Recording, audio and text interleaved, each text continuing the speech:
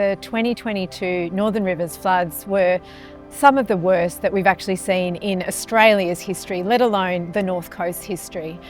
The most widespread health impacts were really in the mental health space, and so we saw just a widespread community trauma that really begun a process of recovery that we're still in today. What we really tried to dive deeply into with the Community Wellbeing and Resilience grants was looking outside of those traditional clinical settings to seeing how we could really build the capacity of community and build social capital and social cohesion as well. Because we know there's lots of literature, lots of evidence now that really demonstrates the benefit of these types of approaches to improving social and emotional wellbeing outcomes.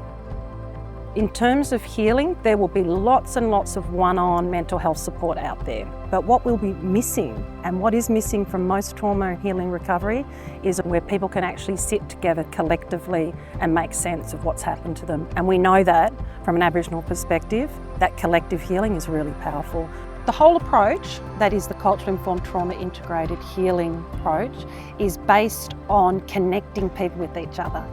The feedback that we've had from many of the participants right from the beginning, and we also have participants that have stayed with us, has been overwhelmingly positive.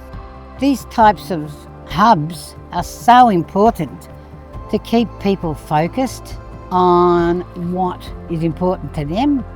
We're just sitting and working with our hands, but the whole time we're just talking to each other, sharing with each other.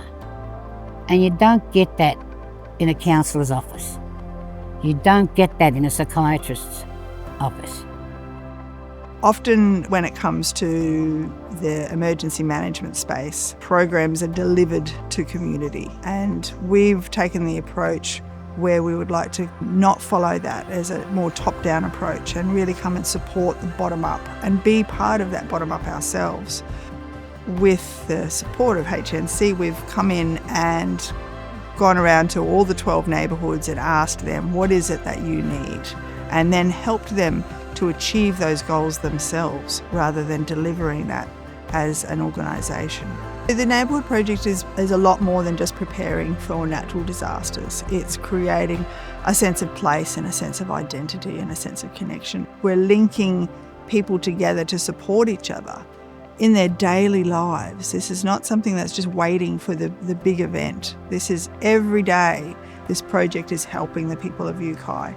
What I've really appreciated about Healthy North Coast was creating some learning circles where people from all different organisations and walks of life came together, and they were able to actually discuss the collective needs, which is a really important process, and Healthy North Coast obviously facilitated that.